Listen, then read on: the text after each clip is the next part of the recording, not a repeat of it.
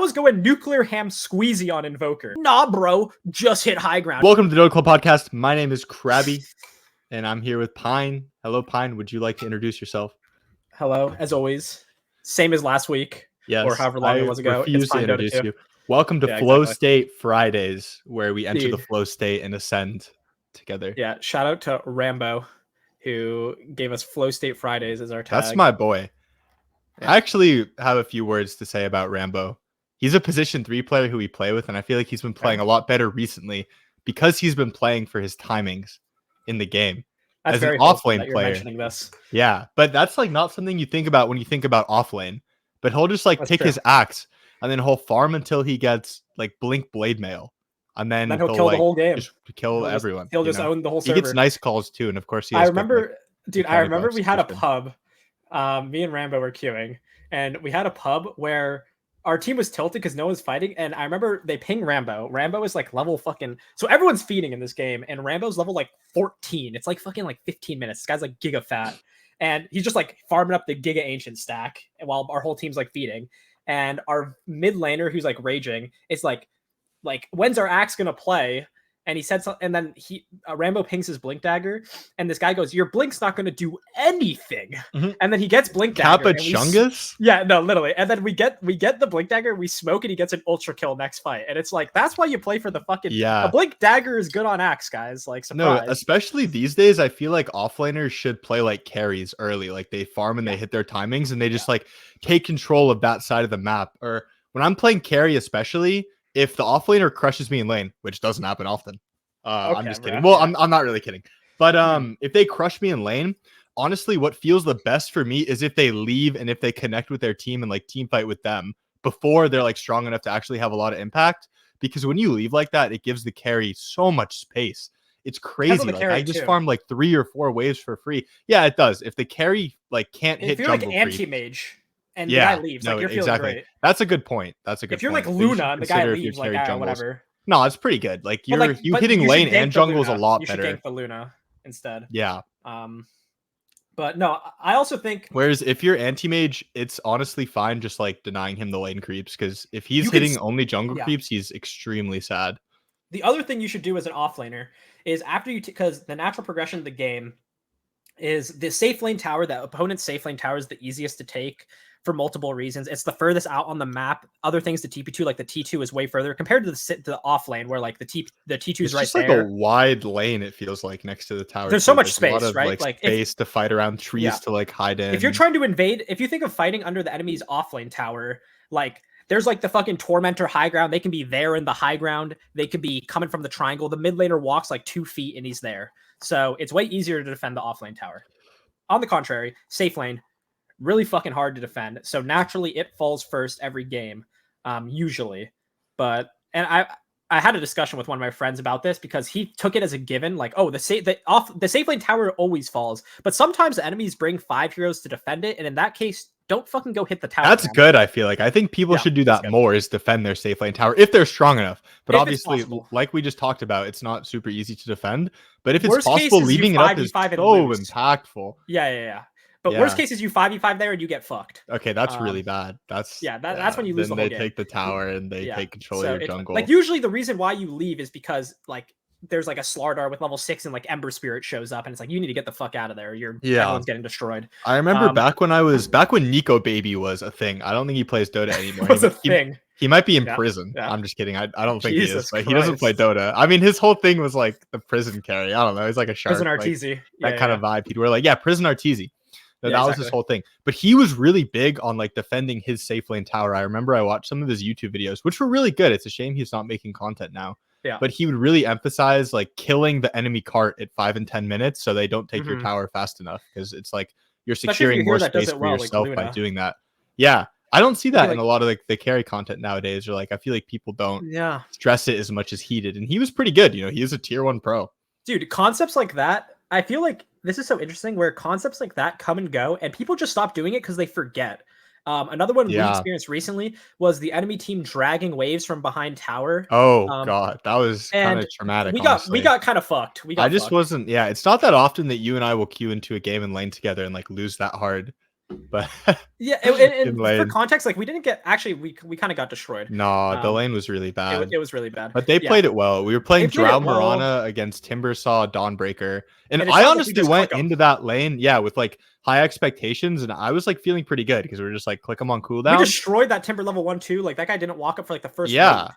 And then the Dawnbreaker dragged and we got destroyed. The second wave. And then what I didn't think about is if they hit like level 2 or 3 safely, they can just all in me and you can't do anything about it on my Mirana. heroes like piss. They just run at me and the Dawnbreaker has level 2 and Hammer and Timbersaw like chain Qs they just me. Stand on you under tower. Like I can't do anything. Yeah, no, they dove me too. But the way to prevent that on our side is to be like really aggressive levels 1 and 2 and basically win the lane before they can do that. Which is also, like, I feel like both of us had that mentality, but they dragged. Yeah. So they secured themselves level 2 and 3 before we could like own them. You know, it was really smart by them. What we should have done is when you see them dragging, what you have to do is not because another thing is you drag the next wave, you drag through the tower. But what people do, it's hard on Drow because you can't take the creeps, is you run in front of your tower and then pull it around like the jungle to behind the tower so the creeps don't die to the tower. If you get what I'm saying, right? Dude, on Drow, it feels so bad too, which makes it an even better play for them. Like you said, I took so much creep damage, literally like a quarter of my HP for like 10 seconds of creeps. Yeah, so it was, and like the other thing I could have done is I could meet their next wave in front of their T1 tower and drag it to the river and try to meet it there. That's another play that they would go for. But like I said, I just forgot that that's like well played to them. But like, and of course, like that exists in high MMR games and people do that. But my point is, I feel like there was a time period like a year ago or something. People where, like, do it so much. Exactly. Right? Like dragging was the shit. And like everyone loved dragging. It was the thing. Exactly. Like that was the flavor of the month, was dragging the fucking creep wave. No, part of the reason why it worked so well against us is because we just weren't ready for it. Like they were doing it and I didn't have it in my mind like what I should do like immediately, like the proper response. And I mean, props to them. I honestly liked losing like that because it was a big learning experience. That was probably the game I learned the most in a while. Yeah, but that was a really hard game too.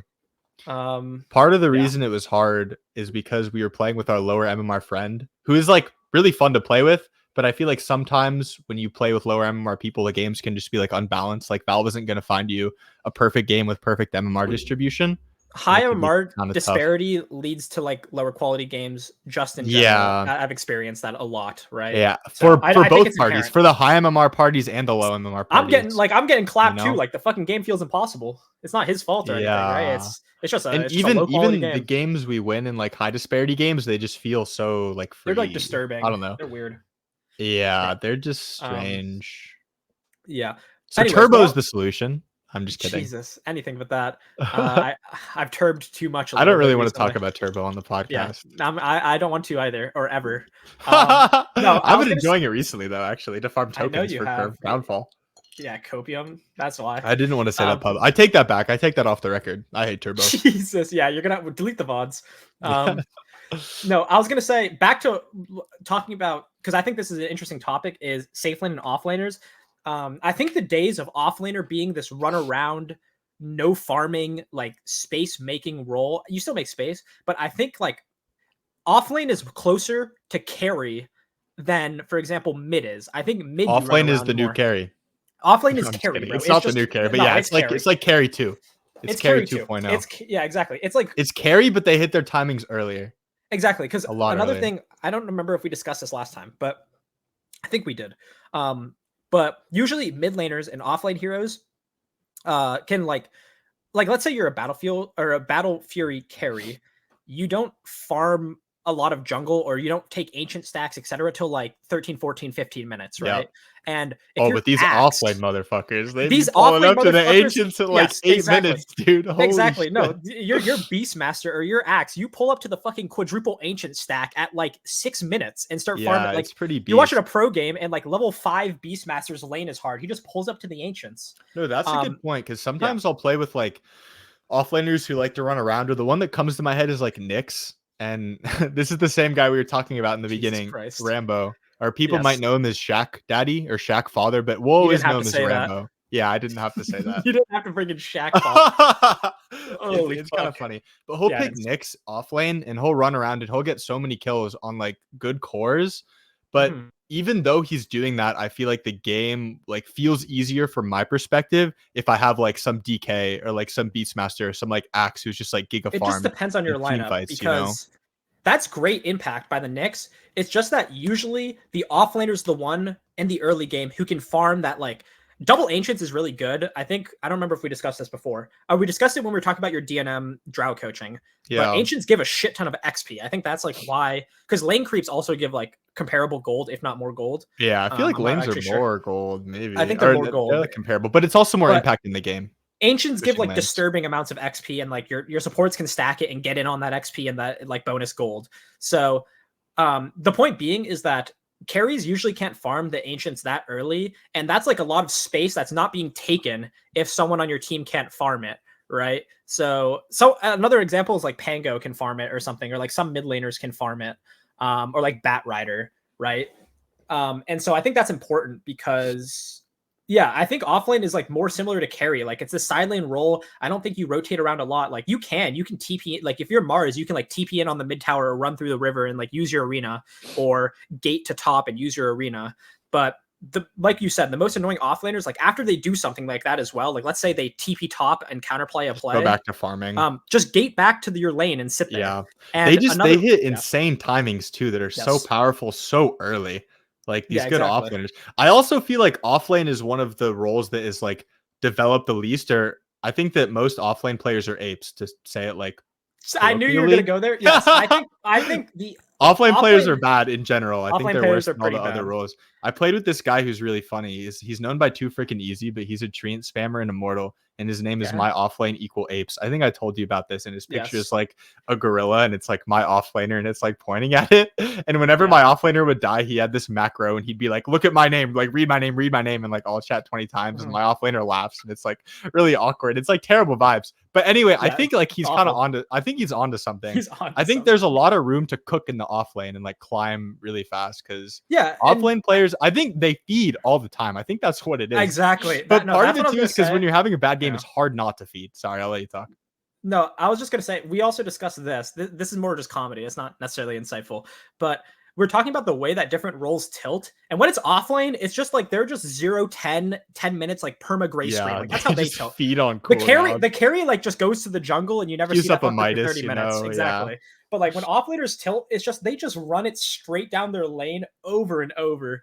And I think offlane players might get offended by us saying offlane is one of the lower skill roles. It's a generalization. Average. I'm not saying that all offlane players or apes are bad. It just like in general, I think the offlane player in a solo queue rank game is like the least skilled player of the stack. One of them. Proportionally, proportionally. Yeah, no. And I've also experienced this because we discussed how everyone should play mid.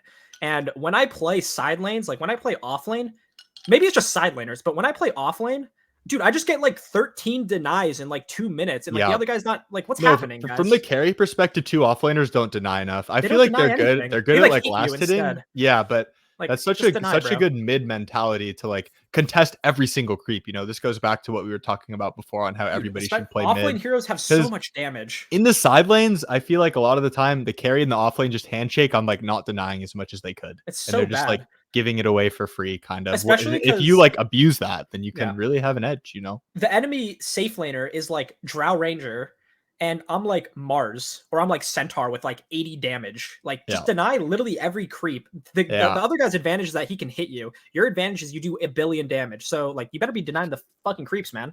Or you're gonna lose. Use your edge. Use your advantage. Literally use your edge if you're Centaur. Yeah, exactly. But yeah, and so no flame to offlane players. It's not about the role, right? I'm not saying, because people can interpret that way. Like if we're saying offlane's low skill, I'm not saying offlane's a low skill role. Yeah, that's not what we're saying. It's really high skill. Yeah, but the average offlane every player, role in Dota is high skill. Shit. Every role in Dota is high skill. Yeah, it's the people who play offlane. Yeah. In general. We can also slander we can slander every role but our role, I guess, and just flame support no, we shouldn't do that. We should keep it positive. We won't. But yeah, no, offlaners just like randomly feed. I don't know. They're usually pretty low skill, which is like strange. They don't get me started on my 5s.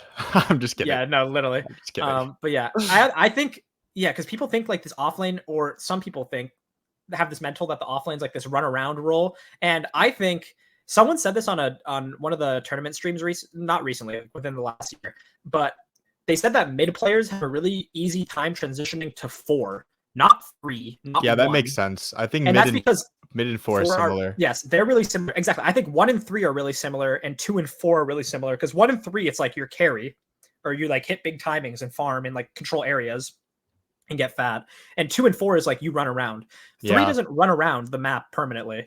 2 and 4 I wish offlaners had that mindset though. I think that's the problem. It's like a mindset thing, is they don't realize that it's really good to like just control the enemy's jungle and hit your timing and then run around, you know, like that's pretty hype. Another thing that offlaners should do, I learned this from a Quake stream. Or not learn this, but like I saw the impact of it in a high MMR game. Yeah, Kojqua. DDX, some might say. But he what is that? That's his username. It's a Twitch. Oh, I see. Anyways. But what you should do is offlane as well. If you're just gonna sit in the top lane and farm, or like offlane, right? I'm speaking from Radiant. Is after you take the tower, side pull the big camp. Oh, that's goated. If you're against the carry, you can't lose hit the game. Creeps again. It's goated.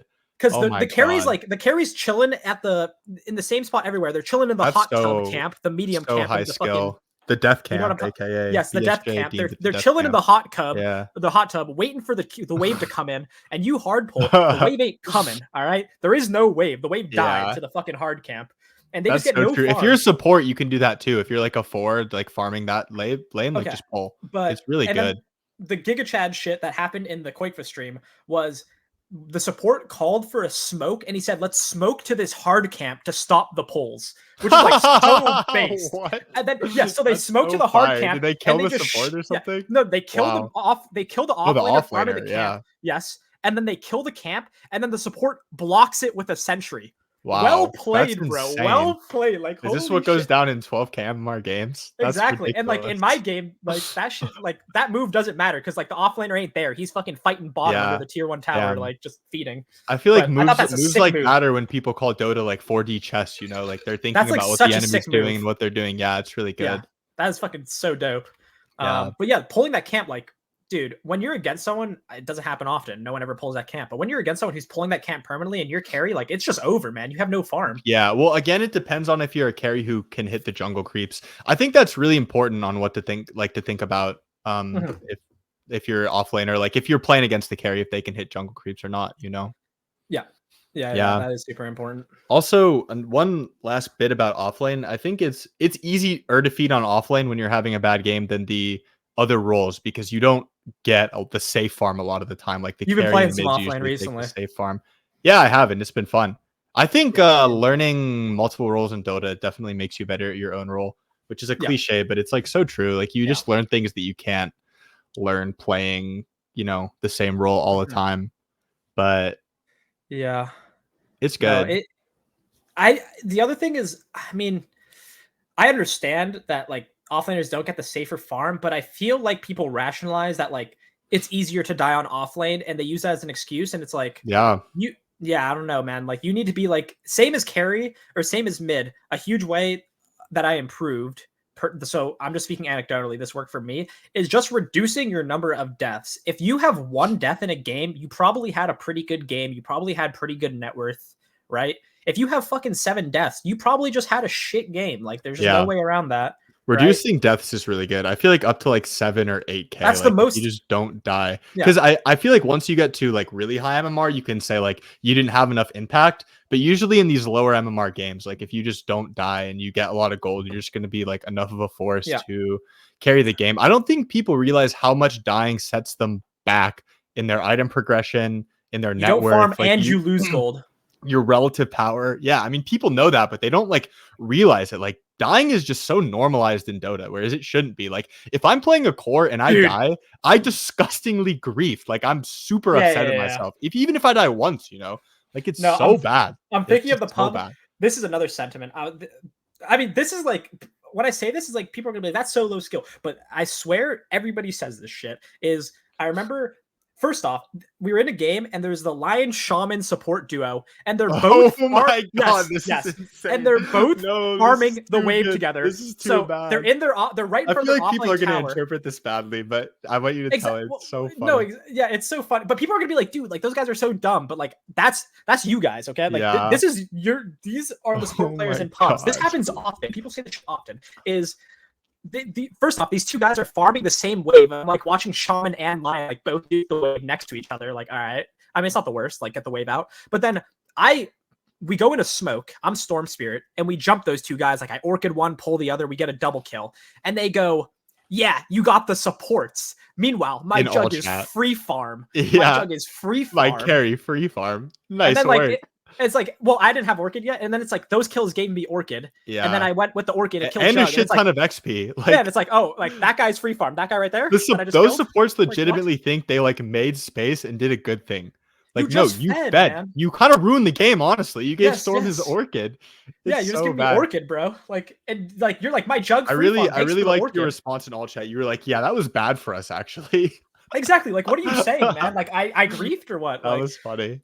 I double kill on the supports. And also, like, it was extra. It's funny because that's what they think. Like, oh, you're wasting your time killing supports. The reason why I wanted to kill those supports is because those are the heroes that counter me. I'm Storm Spirit. They're Shaman Lion. Lion Shaman.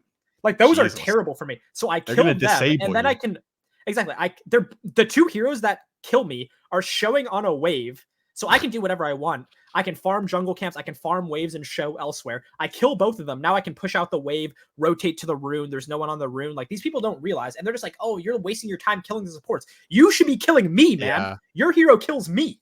Yeah. What are you doing? To be fair, I think those supports were pretty low skill. That wasn't a very high MMR variance game. But low MMR supports think like that. Like, you guys... Well, I hate to say it, but like, guys like that sentiment happens a lot. I swear. Yeah, it does. No, I've experienced that like implication in a lot of places in Dota as well. They'll like imply that their life doesn't really matter. Whereas another one. Wait, no, what were you gonna say? I was gonna say another one is the support will die, and they're like, he ravaged me. He ravaged me. No, that happens. Like, whatever, bro. Like, you're dead. I hate that. Like, no, he's like snowball. That, you know, exactly. Like, and this guy ravages you, and then you know he's gonna go farm. Solo kill. People also underestimate solo kills. Oh my god! Any solo kills. So much XP. It's the fucking XP injection straight into your veins, man. That shit is insane. No, solo kill what am I saying? Solo kills are. I mean, that's probably the highest XP you get, right? Like pure solo kill, no plus whatever to other heroes, just like 600 gold, and you got like a level. If I'm playing carry, if I ever solo kill the enemy carry, or if the enemy carry solo kills me at any point in the game, the game's over.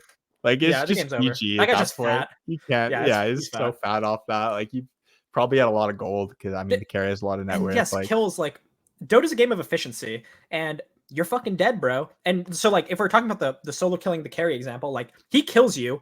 He gets a bunch of golden XP, and he gets to farm that whole area because now a threat's dead. And you're not farming, and you're fucking gray screen. And you're Jover. Yeah, it's Jover. Exactly. No, I made a pretty big effort to minimize my deaths recently. I started the death journal. I mean, you know about this. We talked about it off camera. You should talk about it. But whenever I'd play my main role, I would just write down. I would go back in the replay and I'd review all my deaths and I'd write down why I died. And then I would put like my deaths per game. And that helped me minimize my deaths, which is good. I don't do it now just because I feel like I got lazy or something, but I kind of want to bring it back. It was like a powerful tool, and their themes. So you'll notice, and these are like patterns that you can't identify unless you like take a conscious note of why you're dying in like a lot of games. For me, it was like in team fights, not identifying a specific threat. And I would like go in early before the threat showed or something like that. And a lot of my deaths were about that specifically. So now I know to improve that. It's a good tool. It sounds so obvious, like, oh, you don't want to die. But Dota, when it comes to this is another thing, is that I feel like when people look at higher MMR games, I get the sentiment from lower MMR players as well, is that they think that higher MMR players are like doing crazy plays or really 5-head plays. No, they're just not they're making less mistakes and doing simple good plays. Minimizing mistakes. Exactly. And the most obvious mistake is when you die. There are other mistakes that you could reduce, but like starting there is just such a good way to learn, because that's an obvious mistake. You know you did something wrong, you're fucking dead. Right. Yeah. So that reminds me of this. I made a video about this recently, so some of you might know this, but there's this blog I read called Farnham Street by like hedge fund Giga Chads, and one of the titles of their articles, they're like really successful people, whatever. I explain more about them in my video, but one of the titles of their articles is avoiding or seeking brilliance is avoiding stupidity. And that's like their take on how to do it in like business and like life. And I think it's very similar in Dota. Like if you just don't make mistakes, you'll climb really fast. And a big part of it is being aware of your mistakes. To your point, then a good starting point. Every time you died, you should view it as a mistake because it is. Yeah. Unless you're like Venge. Yeah, no. But and even so, it's easy to cope. Unless you're Venge, you can't be saying that post Crownfall. Get the Arcana and go feed.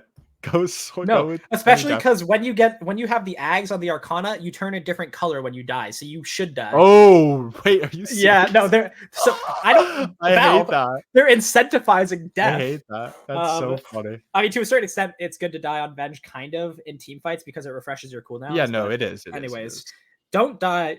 Reduce your deaths. Because also when I'm in form, I'll have games that we barely win. Okay, like. It's a hard ass fucking game, 50 minutes, whatever. And I'll be like 22-1. Okay. Yeah. If you died one more time, you would have lost. We would have lost. Exactly. Literally. At any point in the game.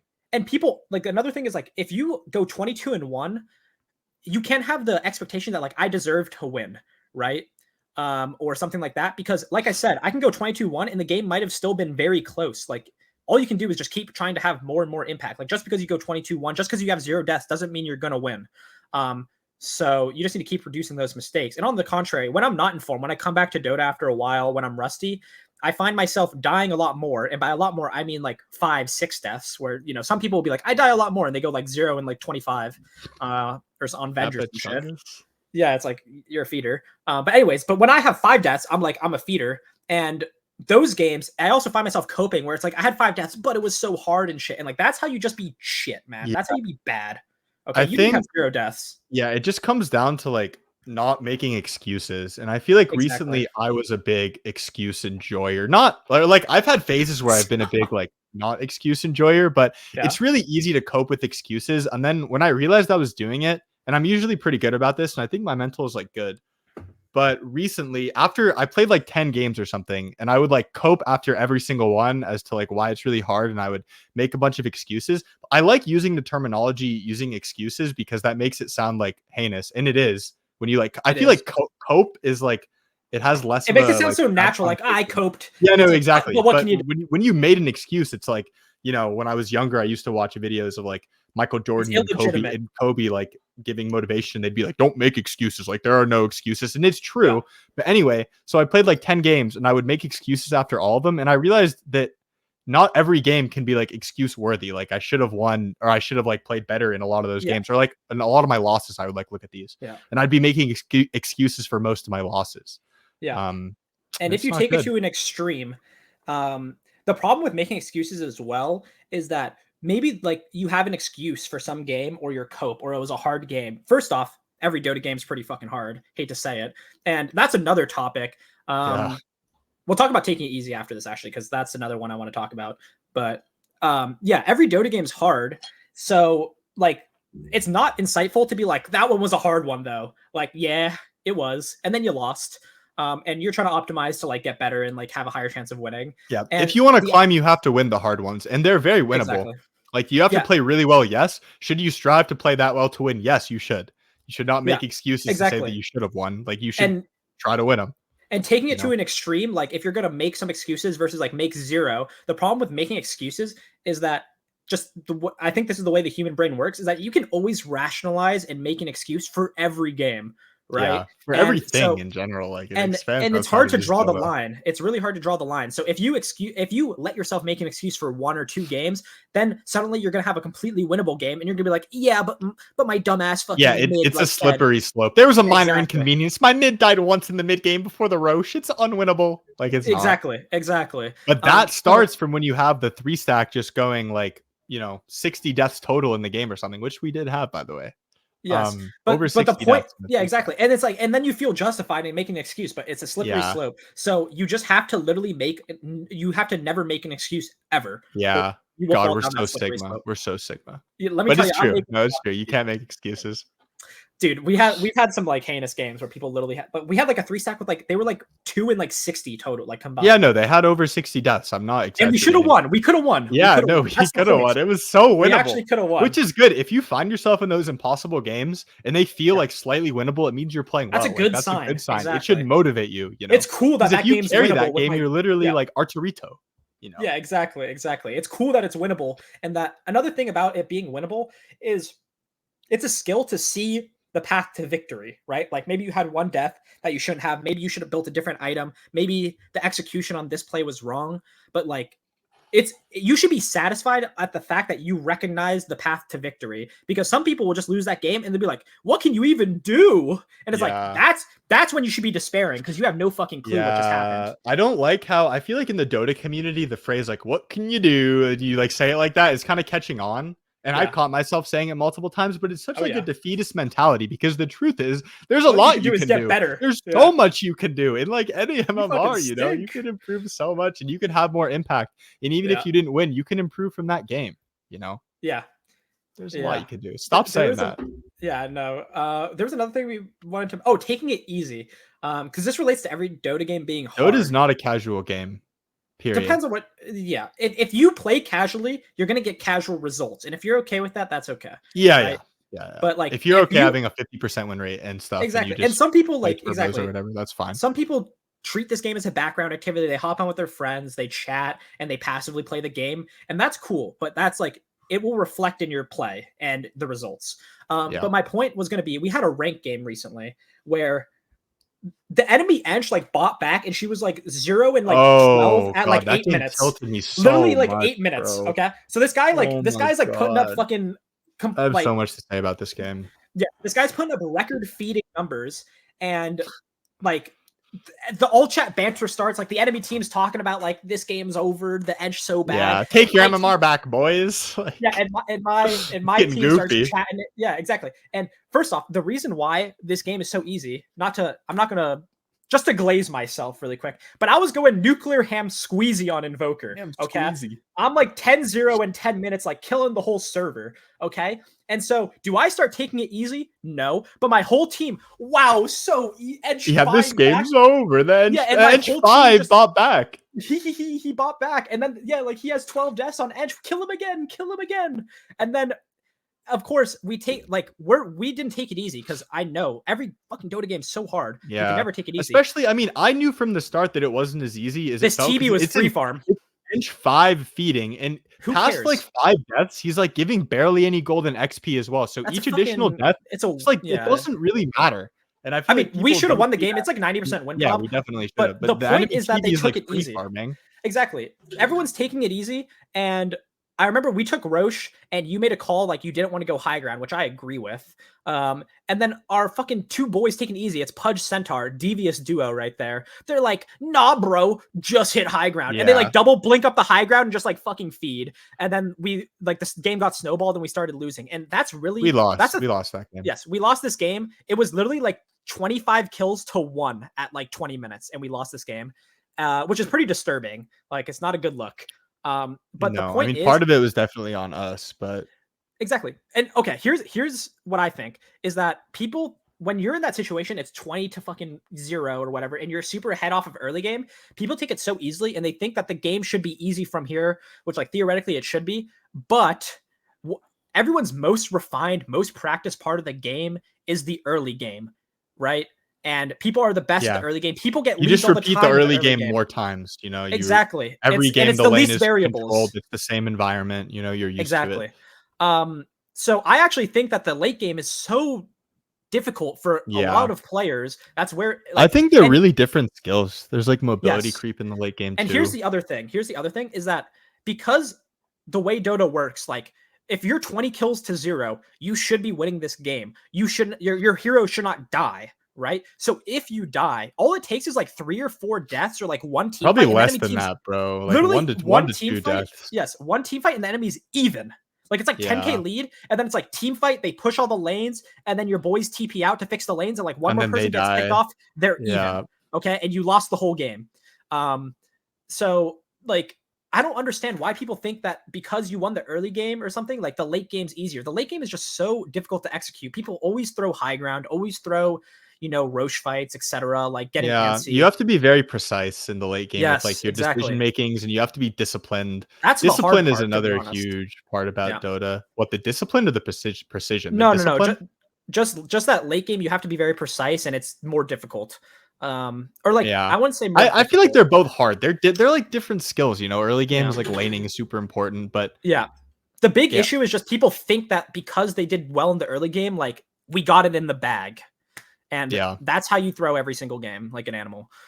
Quit fucking doing that, guys. And they like, do. It's not in the bag. They it's do. not people everyone always throws. get mad as well, like because we've been like religious zealots about high ground. Like no one step on the fucking stairs. High ground. No one step on the stairs. We need to start like a high ground pushing Colt. Like never push high ground. Legit. And like I'm fucking in the voice comms in the game like it's the Navy, bro. Like fucking telling everyone what to do. Like Rubik, get your ass back there, etc., etc. And people are like, bro, just chill out, bro. Hit, man. And then you go up and you hit, and then pudge hook, and you lost the whole game. Yeah, like, we weren't capping, man. Like, there are a lot of heroes in the game where pushing high ground is hard, like Magnus, Pudge, Magnus, Zeus, Tiny, like Drow. There's just so many. Yeah, Tiny, Tusk. There's so many. And people just in general, without those heroes, it's hard. I mean, we've talked before about why the high ground fight is hard and everything like that. Yeah, I don't want to go into it too much. Everyone's given their take on Crownfall, so I don't want to like go. No, I think it's relevant. Yeah, I mean I was definitely disappointed that there's no gameplay patch, and I was expecting a gameplay patch. That's the big deal. But I was disappointed because of my expectations, right? Was that expectation justified though? I think it was. Like, I feel like it was built up like there would be a gameplay patch. Yeah, no, they definitely did. It's because they implied there'd be a new hero and stuff. But I also think the community kind of takes it and like snowballs it into the fact that there will be a confirmed gameplay patch when they never like confirmed it. They just like implied it. It's funny. I feel like we're talking about like a relationship right now, like a romantic relationship. Like, did they lie? Did they not? Gave his take on this as well, which I agree with. But okay, so here's what I think is that if you look objectively at what they released, it's awesome. I love it. Yeah, it's good. I agree. It's way because like people are comparing it to the battle pass. Guys, this is less greedy than the battle pass by far. The battle pass, it's like you want Arcana for your favorite hero, like give me 200 and like sell your soul. Okay. This one's like $35 and it's like all good. Okay, it is battle pass adjacent though. It is like a loot box, but it's free. Part of it. Yeah, exactly. But like the battle pass part of it. But the battle pass like wasn't. Yeah. No, I agree that it's like different, but it's like the same. It's a loot box, bro. Come on. I mean, it is. Yeah. You spend money. You spend a lot of money. You buy the Arcanas, and then you have to purchase like the side quest areas to like get the other styles. I mean, that's for the. All you have to do is the main quest in Act 4 for the alternate styles, which is way easier than some of the Arcana quests. And that's a free one, right? The one that you have to pay for is the Queen Imperia one. You have to do all the side quests. So that one you have to pay like you got to shill out 15 every act. So they got your ass on that one. The content's nice though. That like you were saying, the story is really good. Like I wish they would do more stuff like this. The production value on the mini game is nice. They have like the dialogue and they have a lot of details, like little things really like when you're reading the story and there's like the flying courier like typing animation. I really like it. Well, that's good. It's nice, but I love the art as well. Yeah, like the 8-bit art. It makes me want to play like a Dota RPG or some shit. But I love that. The music, the production, it's all great. So if you look at that objectively, love the patch or like what they added. But the problem is just the expectations that was built. If it's not even a matter because I don't think the community is really upset though for everyone watching this who's like kind of out of touch with like what the community thinks. They're like in outrage that they didn't do a gameplay patch and it was basically just a cosmetic patch. But then what I don't like is that bleeds into like people are like hating on the patch itself. And I'm like, dude, the content is sick. No, it's good. And Quinn had a great take about this, which I agree with, which is like, dude, anytime they update this game, I'm happy, man. like thank you, Valve. Yeah. Like I'm loving it. He also said that Valve doesn't owe us anything, which I agree with. I feel like some people could argue that they can, but it's a free game at the end of the day. Like they don't owe you gameplay updates or anything. And when they patch the game, they're going to patch the game. And every time they patch the game, it's good. It's so good. It is good. That's true. It's Dota Christmas. Yes, exactly. I love everything they put out.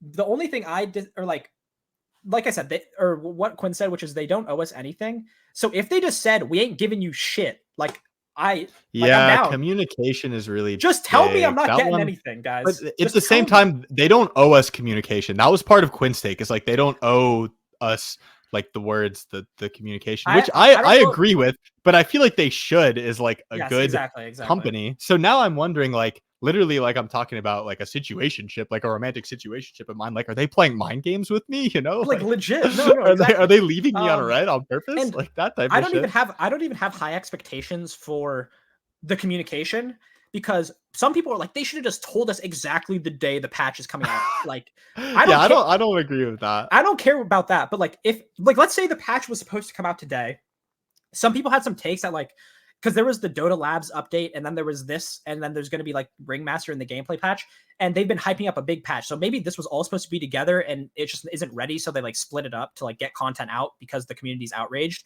which I appreciate, Valve. But just say, like, if you were like, okay, the whole shebang is coming out April 18th, and then I don't even care, like a week before, on April 18th when you release Crownfall, just say, yeah, we didn't finish it. Like, it's coming out. It's kind of weird that they just didn't say anything about the new hero or the gameplay. I feel like they should have addressed it. But did they need to? No. But would I have liked them to? Like, yes. But am I still going to play Dota? Like, yeah. At the end of the day, like the Dota gameplay is so good. Like, I'm just going to play it. You know, like exactly. That's what matters. No, I mean, I don't really care. Where I went wrong is I like really hyped myself up for the gameplay patch, and I like stopped playing ranked a couple days before because I was like, what's the point? Like, everything's going to change. I'm going to have like a new pool of heroes, new off-roll heroes, and things like that. I like doing that. I paused production of my YouTube videos because I didn't want to like release an outdated video, and so I like rearrange my life for Dota, which is I think that's common though. Toxic relationship. Yeah, no, it is common. I think that's what most people do. I bet a lot of people like took like PTO for like on April 18th for like the holiday. I mean, I would do that. Don't work, bro. No, I'm kidding. I feel like a lot do. No, they do. We're not like fucking League or some shit, maybe. But yeah. No, I agree exactly. Like people, and that's the problem, is that I don't think Valve should build up these expectations. Like, that's kind of on them as well. But this is a consistent theme with Valve, that they do this, and then your expectations aren't met or whatever. I mean, I'm not defending Reddit either, because Reddit is like so far gone. Like their expectations, like disturbing. I dislike Dota Reddit in general, which is another topic that we don't have to talk about now. But I might lose brain cells talking about Reddit. But anyways. But this was BSJ's take. I was watching his stream this morning. He was very disappointed, and he was going off a little bit. But the take that I was disappointed too. I understand, bro. I was.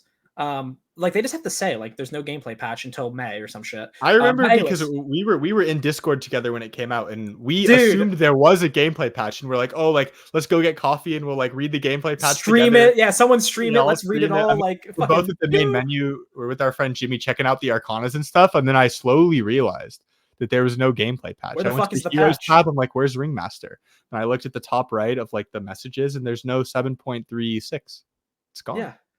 Another thing that I dislike. Okay, actually, let me finish my point, which is, the way that you circumvent being disappointed is you just have to have zero expectations ever. Yeah, and this is like life wisdom right here. This is life wisdom for any abusive relationship that doesn't have communication.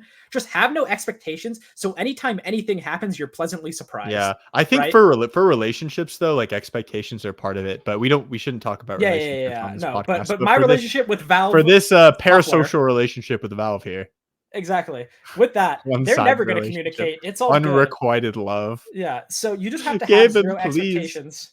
You just have to have zero expectations. And like I said, I love everything they put out. So like anytime, like the reason why the reception to this is so sour is because of expectations. But if there were no expectations, like this would be fucking Dota Christmas all over. This is funny. Like, it happens every time where when they finally do release the gameplay patch, I'm sure it's going to be like amazing and everyone's going to love it. It's going to be fantastic. And then the cycle's going to repeat for the next patch. Exactly. And then people are so angry over it. Like, it affects them deeply, man. Okay. Which I think Dota players, like, they have Dota as like part of their identity in life. Like, it's a big deal to them, which is good. I mean, it makes sense. You invest so much of your time into the game. Like, it's such a niche hobby. What were you going to say? The other thing, I'm just sad that Ringmaster isn't... Okay, well, I'm sad about a couple things. First off, Elite League happened on this patch. Not even a letter patch. And now we have ESL 1 Birmingham. I'm fucking bored. It's not too late. It's not too late. Maybe later today. They might do it in like the group stage or some shit. They've done that before, right? Which is pretty heinous. Have they done that big of a patch in the group stage? Not the Giga patch. I'm saying like they could drop like a letter patch or something. Oh. They did do a Giga patch in a Stealer, Dream League, but I think Dream League is different, right? Because that's like a month-long league. Doing it for like ESL1 Birmingham, which is one of the majors, would be pretty insane. Yeah, it doesn't make sense. But I could see them dropping a letter patch in the group stage. But yeah, what kind of annoys me is like I just watched Elite League on this whole patch, and I'm gonna have to watch the same exact shit for Birmingham. And the other you thing might, but never say never. Never say never. That sounds like my friend making an excuse. Don't have expectations. Never right? say never. So my expectations is that there is no patch, right? Because then I'm going to be pleasantly surprised. It's going to be Dota Christmas and the group stage when they drop 7.35E -1 armor lifestealer. Like I'm going to be so happy. Yes, -1. Yeah, exactly. That would actually be good. I feel like that's all he needs. Yeah, I'm down. Fucking dude, that shit owns. Minus like 2% win rate right there. And then the other thing is, where's fucking Ringmaster? I feel like this is like it's pretty late.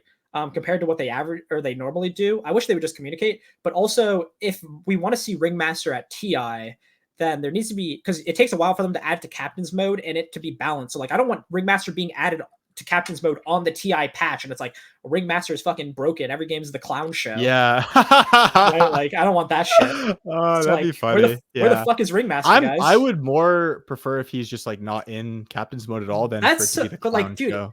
I don't want the clown show. But do they ever do that where he doesn't make it like a hero that, because he's announced, at TI, usually they're at the next TI. Yeah, no, you're right. Right. So actually, I'm not 100% sure. Yeah, usually when they released a hero, I do know that they're like broken, except for like, I remember when Dawnbreaker came out, they'd like tuned up all her numbers a lot a couple hours after the release. Well, they always do that. Way too low, but like they do it like shadow, like they don't tell. Yeah, they do like shadow buffs. Shadow buffs. But I also think that heroes on release are usually broken, and it takes people a while to figure it out. Exactly, dude. I remember when Primal Beast came out. Oh god, when Primal Beast Primal Beast is a hard hero, which for some reason that sentiment isn't common in the Dota community. People think Primal Beast is easy. He's kind of mechanical. Yeah, he's a mechanically difficult hero. Like his spellcasting is not easy.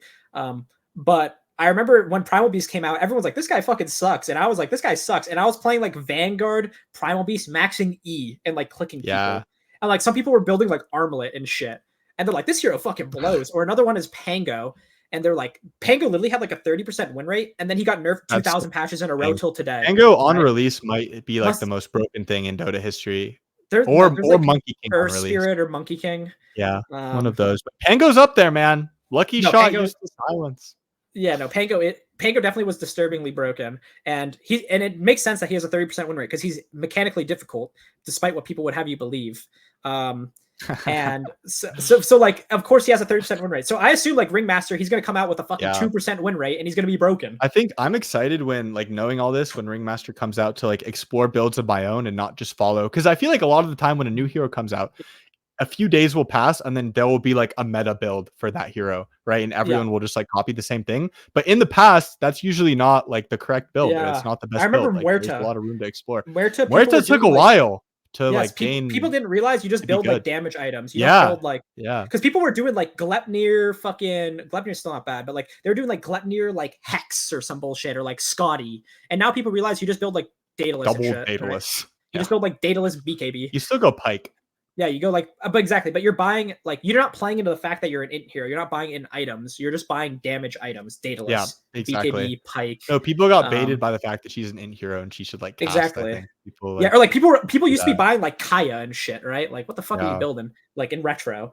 But I remember like after Muerta came out, I'm like checking Pro Tracker. I'm like, guys, I got the build. Like I saw like everyone's building Kaya, and it's like I'm a fucking feeder is what I am. Kaya Yasha. And then I'm like, wow, this hero sucks. No, literally Kaya Yasha. I remember that. So yeah, no, I'm excited. Yeah. And that also, as a more general thing, Dota is just a game of ideas. And of course, with older heroes, like, and you go to Pro Tracker and you see builds, like those ideas have been refined over time, but they're still just ideas and opinions. Yeah, I bet there's a lot of ideas in Dota right now that are like would be super meta, but people just haven't really figured out. Exactly. Because the game's so complex and there are so many variables, you know. And it's which great gives a lot of hopium to like figure things out yourself, you know. Exactly. Like when it comes to like copying replays or copying builds, etc., like it's a good idea to take inspiration from people who are really good and learn from their ideas. Especially when you're learning heroes, because they have like so many more games on them. But to take what higher MMR players say as the gospel is a big mistake. I think it depends. I think if you're like below, 6K MMR, I think sure. I don't need to hear about like how you stomp like Herald games with your like Lion mid. Like that's not what I'm saying. But the new hero in particular exemplifies this point that Dota is just a game of ideas, and some ideas like are just like some people don't have the idea, and like it's a mistake to necessarily take it as a gospel. Now, of course, with older heroes, like you're not cooking when you're like, actually, anti-mage with Battle Fury is shit. I'm off that idea. It's fucking ideas that have been around for long are likely to stay around for longer. Exactly, so like anti-mage Battle Fury is one of the oldest, like most goated ideas in Dota. I trust the pro tracker ideas in general, especially because you learn by being like, why do they think this, and that's how you learn. But it's not. It's not. Big one is when OpenAI did the Dota team and OG lost to them, and they had like no positions. They were all equally sharing net worth. I feel like I'm not trying to say like that's the way to play Dota, but I feel like people didn't explore that play style enough. Like they didn't try. Like they just saw the AI like optimize. They did it with like they did it with like no. Well, I would say like protein. Not to the extent that OpenAI did it, but like there's been like those times where like there's like 2 position 3.5s and you have greedy 4s or greedy supports. I think supports started farming more and getting waves eventually, and like that's true. That did come out of that support scale. But part of support scaling is also what Valve did to the game, though. Like ward slot, wards are free. Yeah. Wait, there's no ward slot. Crappa. Like, what are you saying? I was playing Dota 1x. In Dota 1x6, there's a ward slot. Yeah, I don't have hotkeys for it though, so it's fucked. I don't play support. Exactly. You're like the ward slot's so fire, the smoke slot. Like it's so easy to play support. I wish. Wait, I do want a boot slot though. That would be lit. Sure. I really want to boot. That would just be like a big quality of life increase. It would also change the game a lot, though. It would buff the carries for sure. Yeah, like it would buff all high net worth heroes. But all right, so we're gonna wrap it up here. Pine, is there anything else you want to say before we close out? Any points you want to make? Anything you want to say to the thousands of viewers who are gonna watch this? I want to mention my rebrand. Not actually, but I've added in parentheses grit to the end of my name, and I think that's something that Dota players are lacking. Is some fucking grit. That's true. Like bunch of soy boys. Exactly. Like sometimes you have frustrating games, and people. It's not just about being tilted, but like if I die, not that you should die. We already had our whole discussion, but like I'm like, dude, I'll respawn and go again, man. I'm not like afraid of playing the game, and I think a lot of people are afraid of. I think a better analogy is like if you lose, Yeah, I'll queue up again. It's demoralizing. Exactly, and you apply this to life as well. I think that it's a mistake to avoid things that are uncomfortable or difficult, and instead like just live in your comfort, right? And you can relate that to Dota, like not being comfortable losing turbo, etc. Like I'm gonna go queue some norms because I lost a rank game. Like have some fucking grit, boys. Yeah, have some fucking grit out there. All right, that's all I got. Yeah. All right. Thank you guys for tuning in. Have a nice weekend. I hope enjoy Crownfall, guys. It's a good time. Yeah, I like the story. It's nice to read. Hope you enjoyed Flowstate Fridays. Read the story. Yeah. Peace.